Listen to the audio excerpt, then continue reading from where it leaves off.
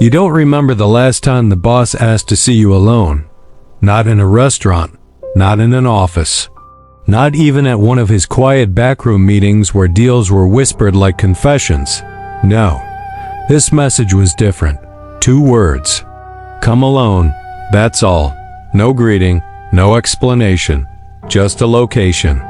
And when the boss sends a message like that, you don't ask questions, you go. The carpenter's yard sits on the edge of the city like something everyone forgot. Broken fences, rotting wood piles, an old warehouse with lights that flicker like they're breathing their last breath. You park outside and sit in the car for a moment, not because you're afraid, but because instinct tells you something is wrong. The boss never meets people here. This place is for problems that don't come back. You step out of the car anyway, because refusing the boss is the fastest way to become a problem. Inside the warehouse, one light hangs above a metal table. The boss sits in the chair like he's carved out of stone. Older now, thinner. The air in the boss's office is always still, like a held breath. He sits behind a heavy oak desk, a man built not for brawls but for silence. He carries the kind of quiet power that makes strong men look down when he walks by. He doesn't greet me, doesn't ask how things are. He just gestures toward the chair across from him. Sit, I sit. And the silence stretches, long enough that I realize this meeting isn't friendly. It's judgment. He places a folder on the table and slides it toward me. Open it. I do. Inside are photos, not strangers, not enemies. My people, Marco, my most loyal lieutenant, my brother, 2 captains, even the drivers from my north route. It's everything. Names, locations, times. Like someone dissected my entire operation. My stomach tightens. You've been watching, I say carefully. The boss nods once. Yes. Why? His eyes stay calm, unblinking. Because someone close to you is selling information. The words land like a bullet that hasn't hit yet. I lean back slightly. You're sure? Yes. How long? Long enough. I flip another page. There's a photo of Marco talking to someone outside a clinic. A man I don't recognize. It looks innocent, but in my world, innocence doesn't exist. I close the folder slowly. You think it's Marco? The boss watches my reaction, his face a mask. I think loyalty makes men blind. That's not an answer. No, he says calmly. It's a warning. The silence that follows feels heavier than before, because I understand what he's asking without him saying it, and I hate that I understand. What do you want from me? I ask, the words feeling dry in my throat. The boss leans back slightly, his power filling the room. I want the traitor exposed, so find him. He shakes his head slowly. No. He taps the folder again with a single, deliberate finger. You will. My jaw tightens. Why me? Because the traitor trusts you. And trust makes people careless. I stare at him, waiting for the part I already know is coming. The part I don't want to hear. It arrives exactly how I feared it would. You will betray someone loyal, the boss says calmly. My pulse drops. Not rises, drops. Like my body just realized the ground disappeared beneath me. What? You heard me. I'm not betraying my crew. You already are, the boss replies quietly. I stare at him, confused. What do you mean? By refusing this order, the room feels smaller now, the walls closing in. The boss's voice stays calm, a razor in the quiet. You will stage the betrayal of someone close to you, someone innocent. You will make it look real. You will make them a target. Why? I ask, my voice barely a whisper. Because the real traitor will feel safe. They will assume the threat is gone. They will get comfortable. And when they do, they will make a mistake. And you will be there to see it. My mind races. He wants me to offer up one of my own as bait. A sacrificial lamb. Who? I ask, though I already know the name before he says it. The name that will haunt me. Marco, he says. And just like that, the world I built begins to crumble. Thanks for watching. If you want to see what happens next, hit that subscribe button. Marco, your chest tightens. Marco isn't just a lieutenant. He's been with you since before you had territory.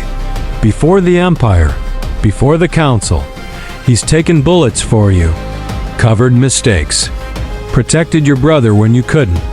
You look at the boss again. No. The word comes out sharper than you expected. The boss doesn't react. You think loyalty protects you, he says quietly. It does. No? He leans forward slightly. It hides knives, you exhale slowly. Why Marco? Because the traitor believes you would never sacrifice him. The boss pauses. And if they see you do it, they'll move. You finish? Yes. You stare at the table. Because the logic is brutal and correct. The traitor is hiding behind your loyalty. Which means the only way to expose them is to destroy the thing protecting them. Marco will never forgive me, you say quietly. The boss nods. That's the price. You're asking me to break my crew. I'm asking you to save it. Silence fills the warehouse again. The kind of silence that changes lives.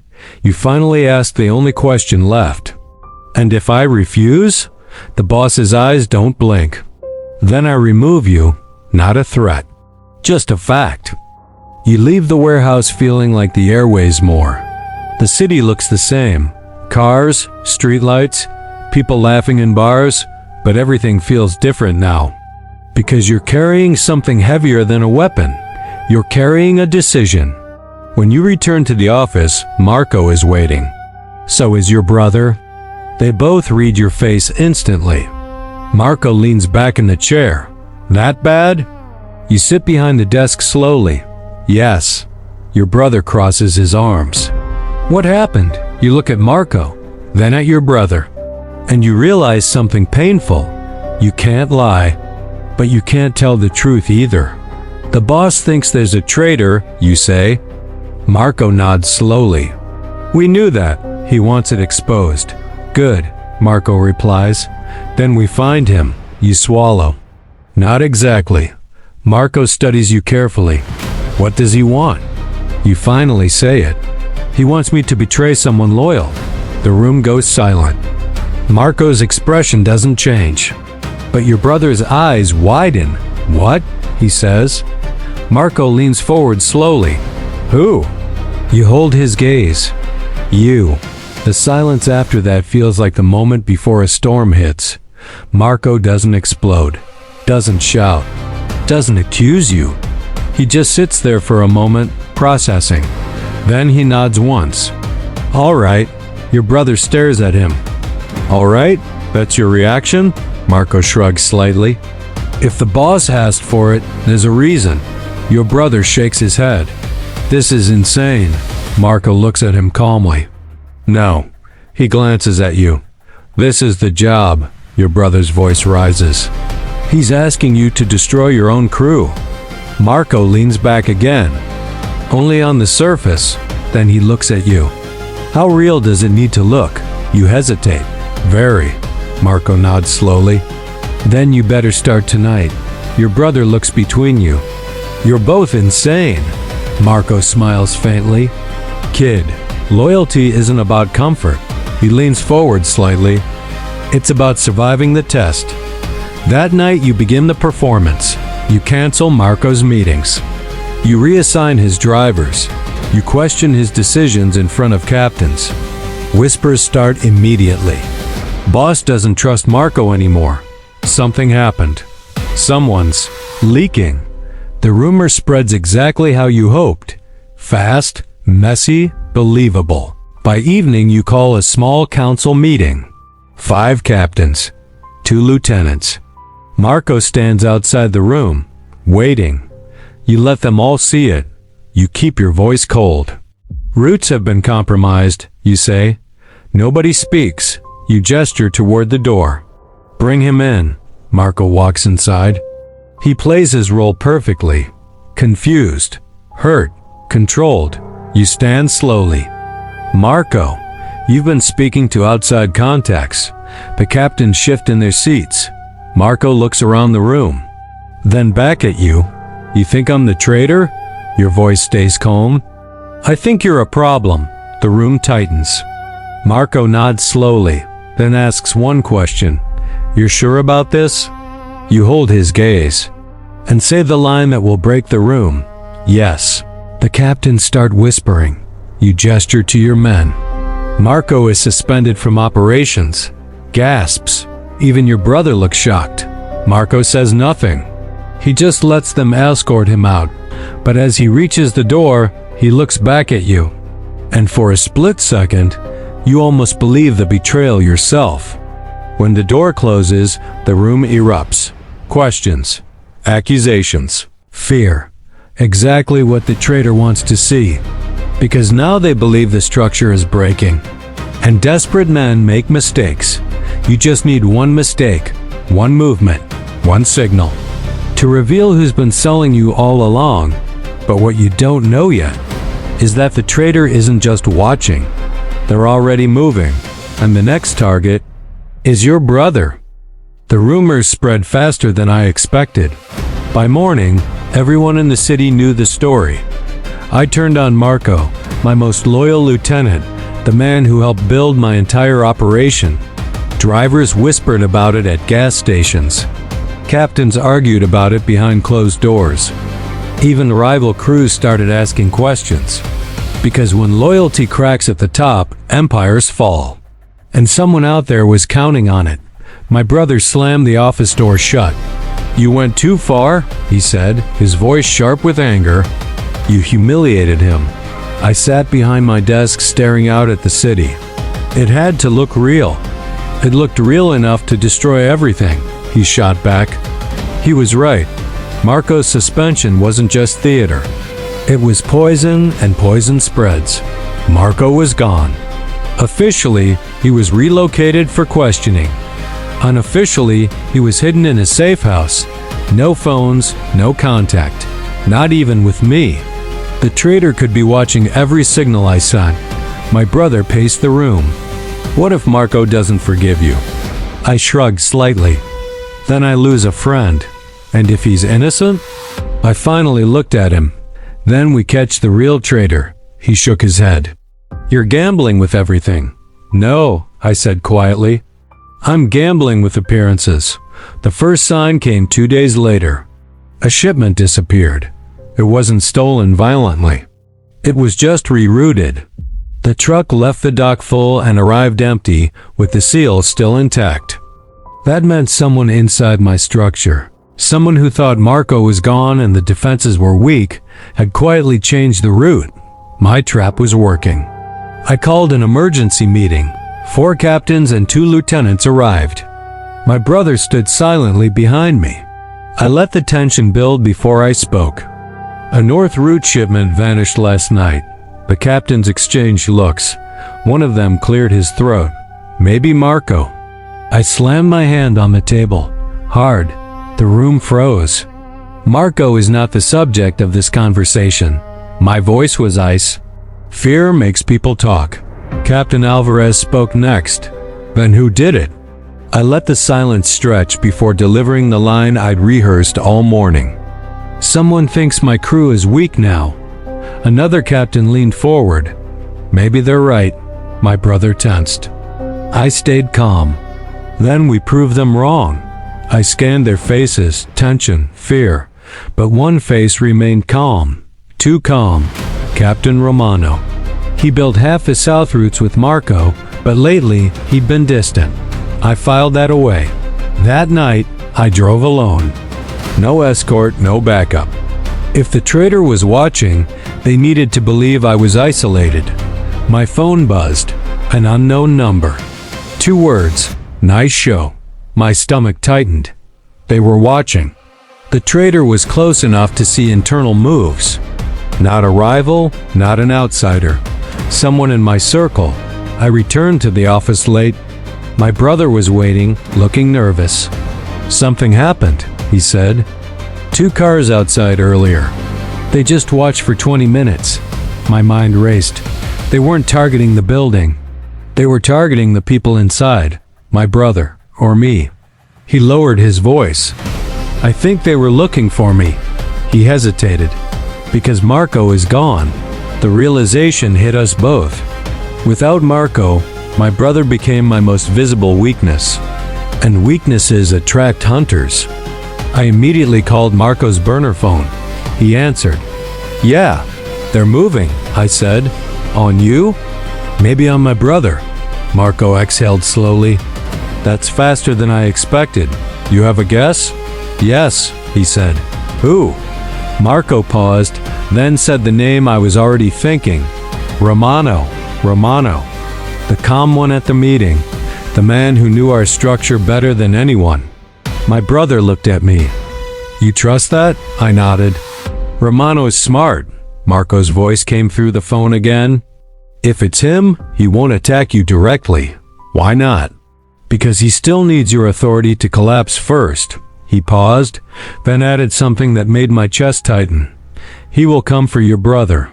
To prove you can't protect your own family.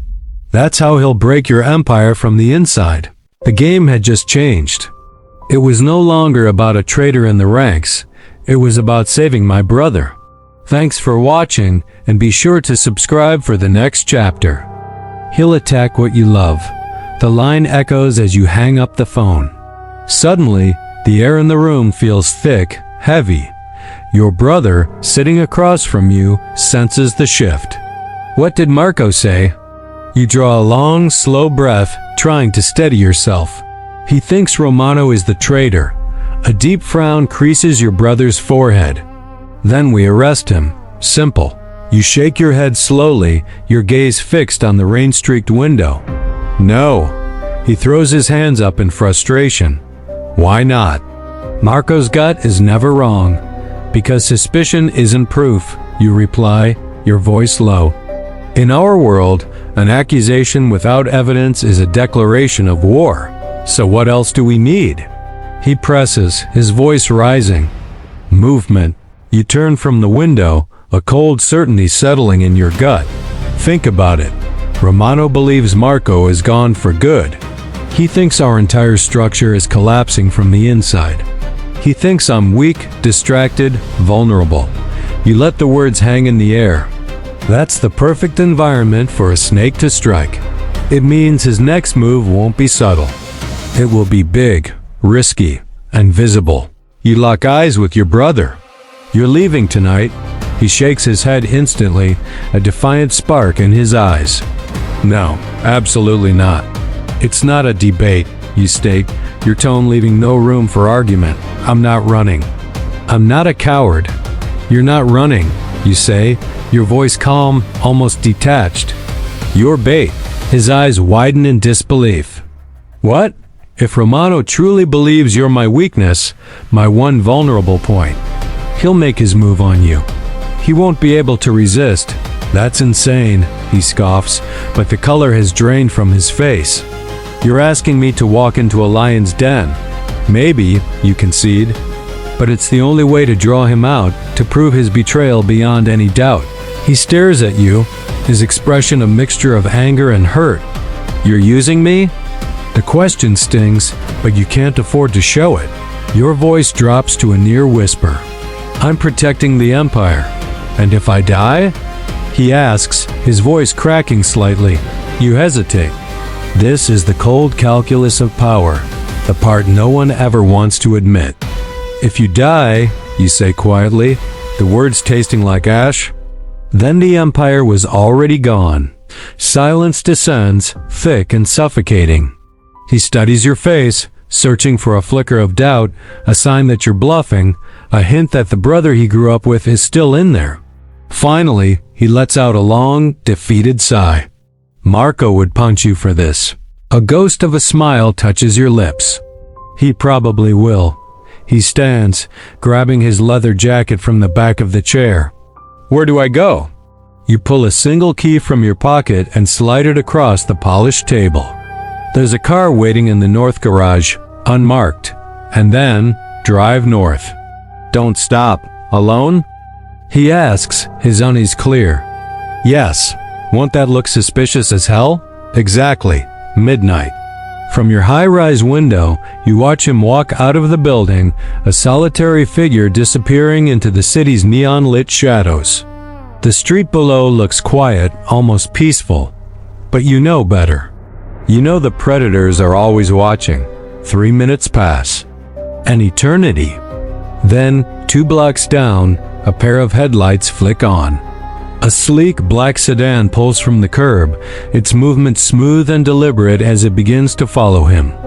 Your heart doesn't race. It slows. A cold, sharp focus takes over. The trap has just been sprung. You raise your phone, dialing a number you know by heart. Marco answers on the first ring. They took the bait. His voice is steady, a rock in the storm. Who? You keep your eyes fixed on the car tailing your brother. Romano. A slow exhale on the other end of the line. Good.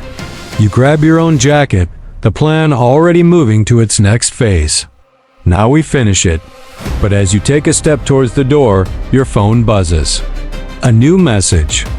Unknown number. You glance down. 4 words glow on the screen. You missed one. A sudden sickening chill washes over you, colder than any winter night. Your stomach drops. Because if Romano is in that car, following your brother, then someone else is already coming for you. The message stays on your screen longer than it should. You missed one. 4 words. 4 words that mean the plan you built, the trap you carefully prepared, wasn't complete. Your mind moves fast. Romano is following your brother. Marco is waiting to intercept him. That part of the board is already in motion. But someone else knows the plan. Someone else is watching, which means the leak was deeper than you thought. You slowly lower the phone. The office feels suddenly smaller, quieter, dangerous. Because if the traitor already knows your moves, they're not coming to talk. They're coming to end the game. You turn off the lights, step away from the window, and wait, not because you're afraid, but because hunters often make the mistake of believing the prey will run. You've survived long enough to know something simple. The safest place to be when someone is hunting you is exactly where they expect you to run from. 5 minutes pass. Then you hear the door downstairs open. Slow, careful, not forced, which means they had a key. That detail tells you everything you need to know. This isn't a rival family. This isn't a hired gun. This is someone inside the structure. The footsteps move upstairs, calm, measured, confident. You stand near the desk, hands visible. Because sometimes survival requires appearing weaker than you are.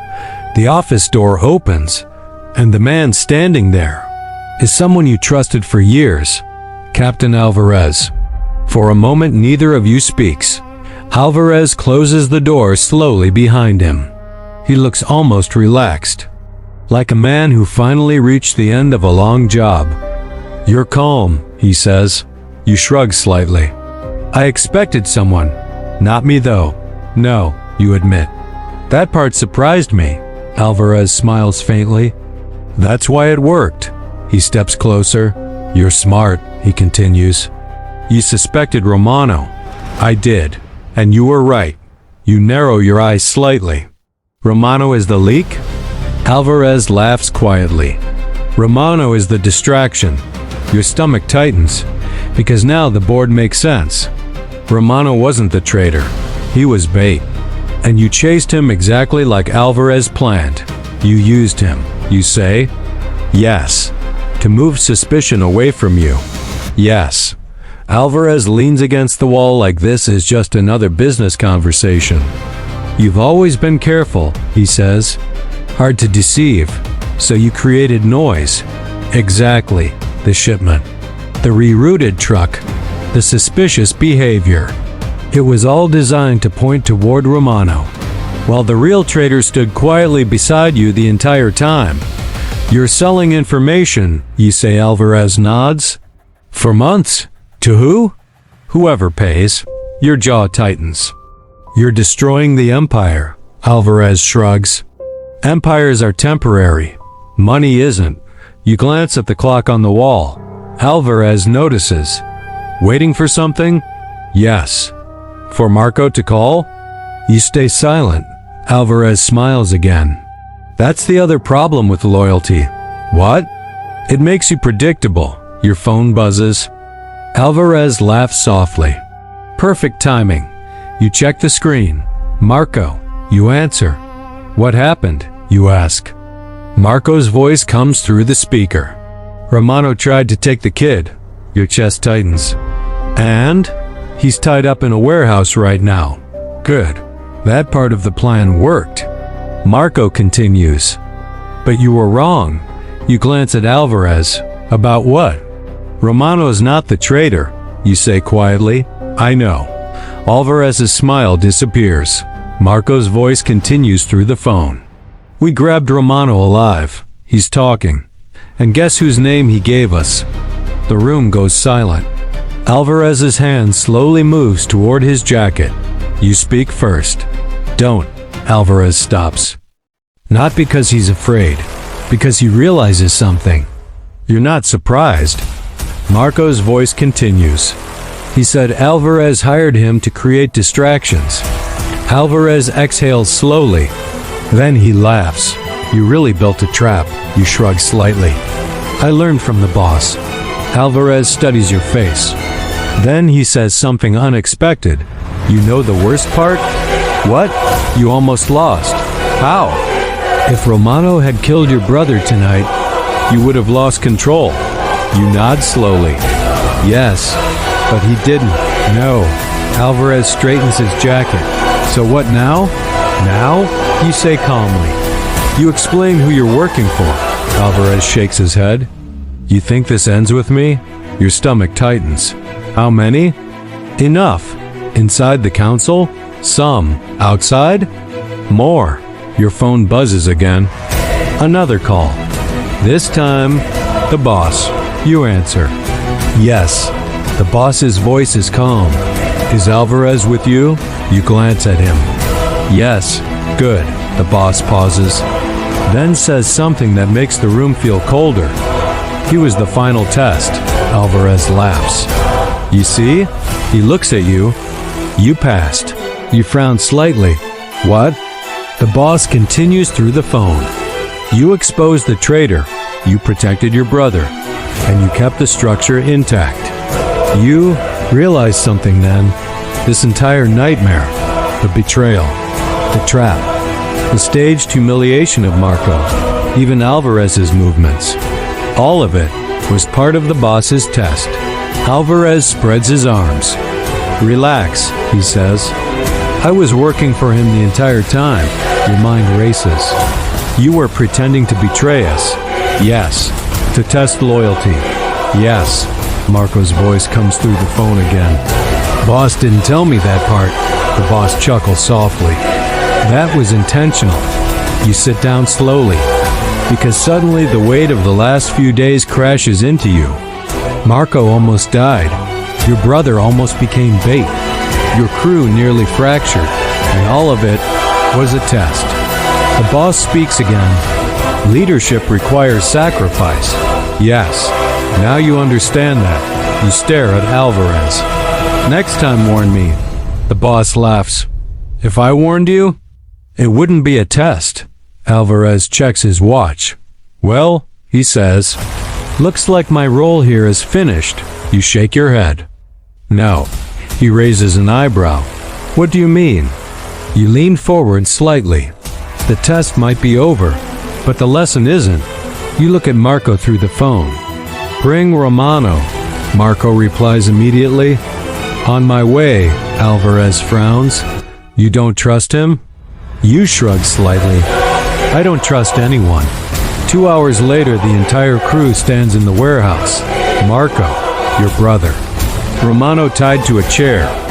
Alvarez standing beside you. The boss arrives last. Everyone goes silent. He walks slowly to the center of the room. Looks at Romano, then at you. Well, you take a breath. Then you say the words that prove the lesson finally landed. Loyalty is earned. Trust is temporary. And structure? You glance around the room. Is everything? The boss smiles faintly, for the first time in days, and in that moment, you finally realize something. You didn't just pass the test. You became the man who can survive the next one.